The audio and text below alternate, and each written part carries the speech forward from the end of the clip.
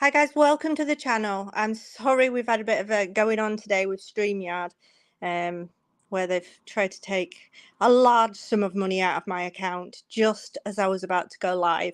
So I'm sorry about that, but I am here now. Okay, so we're going to be talking about the Madeline Kingsbury case. So I hope you're all well. I hope you're all okay over there in America or wherever you are in the world. Hi, Tammy Lynn. Nice to see you. Hi, Malicious Intent. So we're going to be talking about Madeline Kingsbury. So basically, I was supposed to go live about an hour ago, and StreamYard took $244 out of my account. So just at the point when I was about to go live, I was like, what's this? So that's what happened. So I'm sorry, guys, if you were left waiting for me, wondering where I was. Hi, May. Okay, so we're going to be talking about Madeline Kingsbury. So apparently, according to this affidavit that's open, and you can see, because she went missing, didn't she? She went missing in March, and she was missing for 96 days. She had 2 children. She was living with her boyfriend, Adam Fravel, but they'd split up. They were still living under the same house. They were still looking after the kids. They were still co-parenting, but she was looking for somewhere else to live. And he was obviously, I don't know whether he was keeping that house or whether they were both moving out, but she was looking for somewhere else to live, somewhere close, apparently, so that they could still co-parent, so Adam could see the children. She apparently had full custody of them, not quite sure why. But apparently it's come out now that days before her disappearance, she visited a friend in hospital, giving this telling message, this warrant, and affidavit apparently said. So she's 26, 26 years of age, mother of 2. She disappeared in March. Body was discovered 69 days later. Adam Fravel was arrested. He now faces murder charges.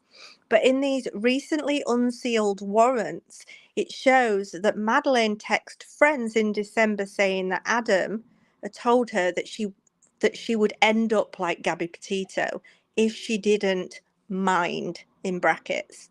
Like, what does that mean? I mean, it's pretty telling. But apparently when the police asked him about this, he said it was just a joke. But I mean, when your ex-partner comes up dead, it doesn't look like a joke anymore, does it? Hi, Selena. So according to this report, Adam apparently told police when questioned about this text message that he was infatuated with the Gabby Petito case and said that it was just a joke. So 30 days before Madeline's disappearance, she visited a friend who was hospitalized at the Mayo Clinic. Now, the Mayo Clinic was where she also worked, and she was earning a decent amount of money. Apparently, she was like running the household. Mainly the money that she was bringing in was covering most things, apparently, 'cause she was like the main breadwinner. And it showed that she reportedly went to visit this friend that was hospitalized. And she said that she told her friend everything is bad with Adam at the house. And that he's been beating the hell out of her for years. Then she offered a warning and said, if anything happens to me, know that Adam did it. I would never leave my kids. So this is what she told a friend, apparently, that was in this hospital that she visited. So, hi, little dove. She says, hi, awesome, wonderful Emma. How are you? Oh, so nice. Thank you. I've been very sick these days. I'm blessed with my life. Hope you and Penny, you're forever, man. Oh, thank you so much. I hope you're all well too, wherever you are in the world. It's summer here, obviously, and it is pouring down with rain. It has been since I went to work this morning. I was working in the call centre today, answering the calls, and I had the headset on. And by the time I'd finished, like, my head was just pounding, you know, from having the headset. It's like wearing a headband all the time. Anyway, never mind. That's not about the Madeline Kingsbury case. So she'd said to this friend that was hospitalised, if anything happens to me, Adam did it because I would never leave my kids. And reports that the comments and text were only part of the evidence that is reported in these unsealed warrants, which also claim that Adam Fravel wiped his phone of location tracking and took down surveillance cameras around the house just before Madeline was last seen. I mean, it doesn't look good, does it? You know, they break up. He goes on about her ending up like Gabby Petito. She goes missing. He says he's got nothing to do with it, and then friends come forward to say that things were not good at the home. She was the main breadwinner. They were breaking up. She was moving out. He was only going to get to see the kids half the time. Like, some men just can't deal with all this situation. They just don't know how to deal with it. And unfortunately, they look at women as if, well, if I can't have you, no one else can. It's like that kind of attitude. I mean, I don't know Adam, obviously never met him. I'm just trying to see it from an outsider's point of view. But she's been missing since morning of the 31st of March, which was when she apparently dropped the children off at daycare with Adam. And after this, there was massive searches, widespread investigation. It captured the headlines, and police had long said that they were unable to name a person or suspect in the case, but said that there was not to be a threat to the public. So what does that tell you? It's like they think they know who it is. Like, it's not just some crazy person going around abducting women. Like, don't be worried. We think we know who it is, basically. That's what I take from that. And authorities also said that Madeline's disappearance was believed to be involuntary and suspicious. So her remains were located 69 days after the disappearance off the Highway 43 in North Mabel in Minnesota, which was about 46 miles south of Winona. And apparently it was right next to Adam Fravel's parents' house. I mean, doesn't look good, does it? So police didn't release many details surrounding the tragic discovery. They were declining to say what her body was like, whether it had been moved, what the conditions of the remains were. I think I read somewhere that she'd been strangled. That's what I think I heard. I don't know if that's true. I can't remember. I need to go back. But they did stress that her body was found off a public highway, concealed and hidden, like he tried to hide it. And police, searched that area, and it was one officer that just went back because he just had this feeling about this certain place and found her. That must have been really traumatic for him, knowing that she had 2 kids at home. And so he was then charged. They got all this information together, the messages, the fact that he'd wiped his phone, tracking information. I think they saw the car going in a certain direction on CCTV on surveillance cameras. He was driving her white van, I think, all together with possible family suspicions and everything. I think that's like, I think they feel like they've got the man. So he was charged with 2nd-degree intentional murder and 2nd-degree unintentional murder. And what they've said is, some of you may be wondering why my office did not charge 1st-degree murder for Adam Fravel at this time. But they're saying that in Minnesota, in order to charge 1st-degree murder, the prosecutor must present the case to the grand jury first, and then they decide whether there's probable cause to support an indictment for 1st-degree murder. So that's how it works over there.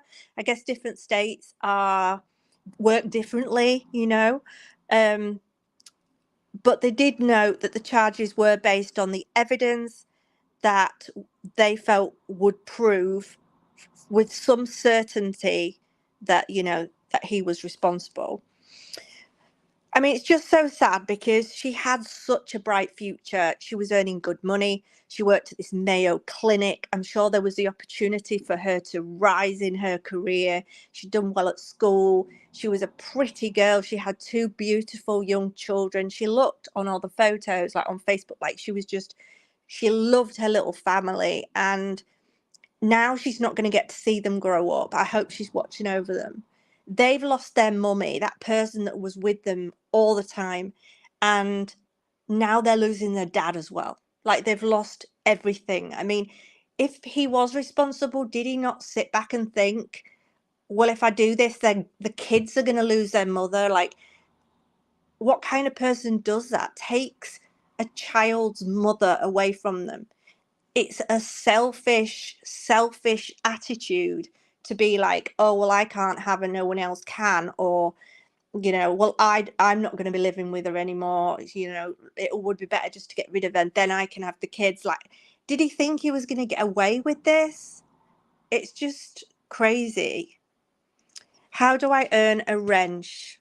Oh, bless you. I'm looking now. The only option is star comment, put user in timeout. Don't want to do that, little dove. Or ban user and delete their comments. I don't think I can do it from here.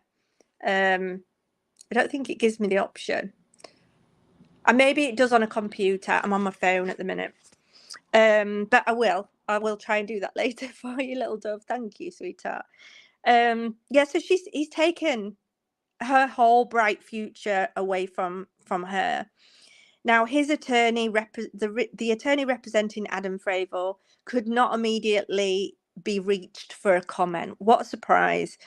But, he basically said at the time when she was missing that over the course of 12 days, my family and I have been subject to a myriad of accusations regarding the disappearance of the mother of my children, Maddie Kingsbury. And then he said, during these 12 days, I've cooperated with law enforcement at every turn, including sitting down for multiple interviews with Winona County law enforcement. I did not have anything to do with Maddie's disappearance. I want the mother of my 5- and 2-year-old to be found and brought home safely. I mean, I can't read anymore. Like, why would you? Oh, it drives me insane. But that is the latest on the case. So he has been arrested. If he is going to get first-degree murder, then it will be it will have to go to a grand jury, I guess, first. But they feel, what with the things that she's said to her friends as well, things were not good at home. He was doing this to me for all this time. Like, she put up with that. If that was happening, like, she put up with that, probably for the kids, it's just awful. But I think, what with the things we've heard about the social media, apparently they got access to social media accounts belonging to both Adam and Maddie. They got the emails, phone, GPS data, 2 series of text messages sent by Adam. The first set includes the last message Adam sent to Maddie, which may have been sent after she was already dead. Like, why do murderers do that? Why do they do that? Like, it's going to make them look innocent. Like, I'll murder this person, but then I'll ring them later. Like, they're not going to answer the frigging phone. It's all just to try and cover their tracks. It's just disgusting. The things, if this guy is responsible for this murder, I'm going to say that because he's not been convicted yet. But if he is responsible, he's taken this mother away from his kids. He's lied to the media. In his statement, he said that the police had told him not to not to attend press conferences, and not to help with the searches.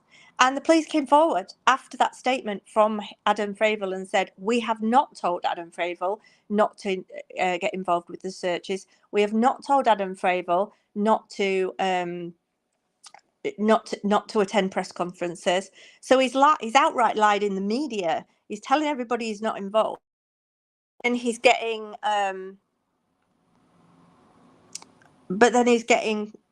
sorry, my mum was just trying to ring me then. Yeah, he just lied. Like, then covering your tracks. What sort of person do you have to be to do that? And then cover your tracks by messaging or texting or ringing their phone, and then trying to dispose. But then you dispose of them like near your family's property, which looks really suspicious. You know, people talk. Like, she was telling her friends that things weren't right. And you know, they've got all this social media, they've got all the accounts, they've got the emails, they've got the messages sent by him. But yeah, it's not good, is it? And I'm glad that they've got him. I'm glad that he has been arrested. It's just sad because it doesn't bring her back, you know. And these kids now don't really understand at 2 and 5. They don't understand. It says here, Adam said he sent her a text message, but she never responded. And when he got back that afternoon, he noticed his car was still there, but she was nowhere to be found. Like, she just walked, poof, vanished. Where's she gone? Nowhere to be found. Now, I saw in the comment section earlier on for the last live that somebody was saying that I was mentioning people's names. I don't think I've mentioned anybody's name apart from Madeline Kingsbury and Adam Fravel. Don't think I've mentioned anybody else's name, so I don't know what that was about. But it says here, he got gas in the van, ready to go, and leave soon, he texted her. That was at 10:29 a.m. And then it just shows messages that he was sending to her after she'd apparently gone missing, and she never replied. So, yeah. But it says here, the documents also detail that Madeline and Adam's relationship was over.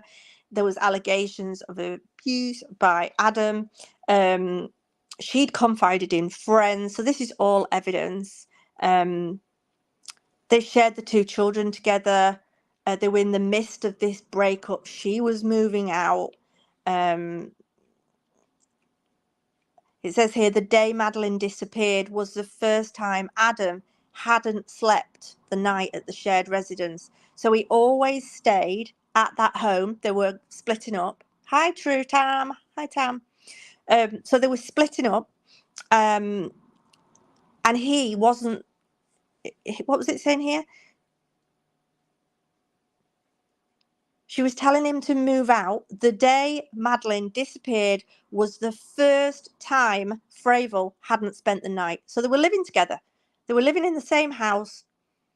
Like I said, they were split up, but living in the same house, co-parenting. And the day she disappears, he doesn't stay the night.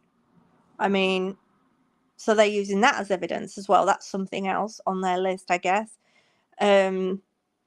According to search warrants, Madeline had rejected Adam's plans to move the family from Winona to Mabel, closer to his family. She didn't want to do that. She was working at this Mayo clinic. She had apparently also began seeing a man. This is what's being reported in the media. I don't know if that's true. I'm not putting any names out there. But it's saying here that she'd been reportedly seeing another man. So whether he was suspecting something was going on, maybe he'd followed her, maybe he was checking her messages, had access to her phone. I mean, my ex-boyfriend, he was so crazy, I got rid of him.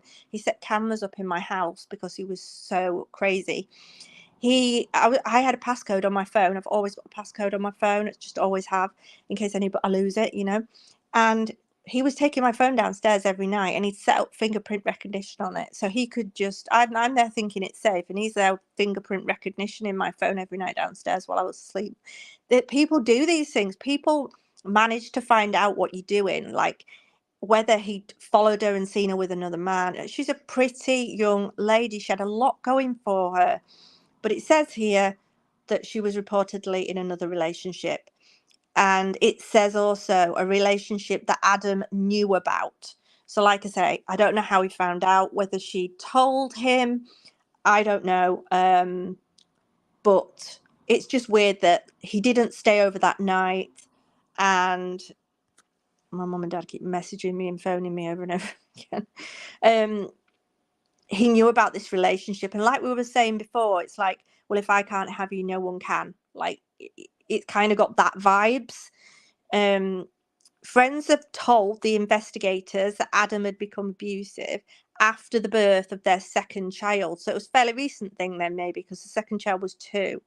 And apparently Madeline had allegedly forced Adam to go to therapy after a choking incident. Apparently he tried to choke her. What the hell? And then she's found what? Strangled? Well, that's weird. Like, put 2 and 2 together. Like, he also apparently had an obsession, as we've said, with the Gabby Petito case, and he'd made that silly comment. He then said it was a joke. And apparently authorities have gone to great lengths, said that Adam had gone to great lengths to conceal the locations that he visited on the day that she disappeared. So, like, he'd got rid of his tracking on his phone. He'd done everything he possibly could to clear his phone of any location. But they can see, like, they can go on the, I don't know how it works, but they can go on the, they can see who's passed by, can't they? They can see the registrations and things as they pass by. I don't know how it works, but I'm sure they know that it was him passing by. They said that cameras inside Madeline's home had been taken down, and the SD cards had been removed just prior to her going missing. What's the chance of that? On his Facebook account, Adam listed as having studied computer science in college, and friends said Adam was very tech savvy. So he was probably really able to, like, get into a phone, get into a laptop, everything. Like, I'm sure he knew what to do. My ex, the one I was talking about before, he was worked for a bank, and he was in the fraud squad for the bank. So they know what to do. Like, they know how to get into your phones, they know how to get into your iPads. And, you know, she's messaging a new man. It's honeymoon period. She's having a nice chat with somebody. She doesn't want him reading that. Like, would you?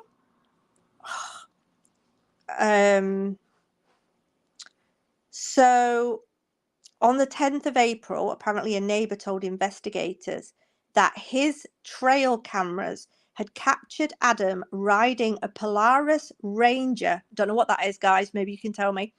On the property near his parents' home in Mabel. In a photo, a long-handled tool was visible in the bed of the Ranger. So somebody saw him driving this Ranger around their field, which is where she was found, right next to their field. And he's got a long-handled tool, possibly a spade, in the back of it. And that was on the 10th of April. So maybe he was trying to hide her, like, going back. Because they do say, don't they, that they go back to the location, you know, just revisit it. That's so bad. So they executed this search warrant on Adam's property 2 days before the photo was snapped on the 9th of April. They're not putting that photo out. And reviewing the body cam video from the search, investigators spotted a shovel with a similar handle in Adam's garage. What the hell? Jobless bum. You're right, Selena. Jobless bum. For anybody who's just come in, if you were in the other live and you don't know, there was a bit of an issue where StreamYard tried to take $244 out of my account right at the point I was about to go live. I'm so sorry, but it was pending, and I'm like, what's that? Get that out of, you're not having my money. Like, I've not said authorized that. So that's what I was doing. So I'm sorry, guys. I'm not one of these that has people hanging on for no reason. I always go live on time when I do go live, which isn't often. So I apologize to anybody who was waiting. So he was driving around. This photo was snapped on the 9th of April. He's driving around the property on this bloody Ranger, Polaris Ranger, which I'm guessing is some kind of, like, it's like, what do they call them? Like small 4x4 type things. And he had a long-handled tool in the back. So they've reviewed the photo closely, and that's what they feel, that he was going back maybe to try and cover her up a bit more. So due to a burning pit at Adam Fravel's homes, authorities froze the residence while awaiting a search warrant. Freezing a residence allows them to detain people at the home while they await the search warrant. And despite the freeze, authorities say that Adam took off in the Ranger, but was spotted at 180th Street near Highway 43, which was found on Highway 43, I think, wasn't she? In the bed of the utility vehicle was the shovel. So they say, pursuant to a search warrant, investigators seized the Polaris Ranger that Adam Fravel was driving, as well as the shovel that was located in the bed of the Ranger, and placed them in a secure storage later in the day.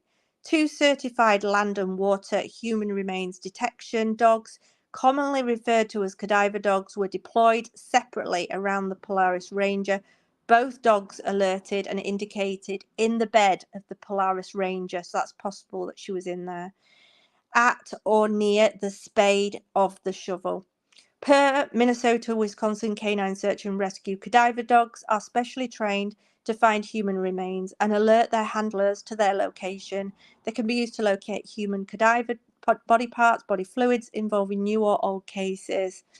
They're really good. Like, those dogs are, they're amazing, aren't they? Like, honestly, how things have gone on, like, over the years, how things have improved when it comes to DNA and how they, like, track someone. Like, I was thinking about this because I'm into crime, and I was thinking, if I committed a crime, like, say I went and murdered somebody, not that I'm going to do, what would you do to, like, cover it up? Like, if I drove there, would my car be spotted? If I walked there, would I be seen on cameras? Like, you kind of think, how would you get away with it these days? Because there's so many things out there. There's so many cameras, and they can track you through your phone. And, like, it's amazing, really, what they can do.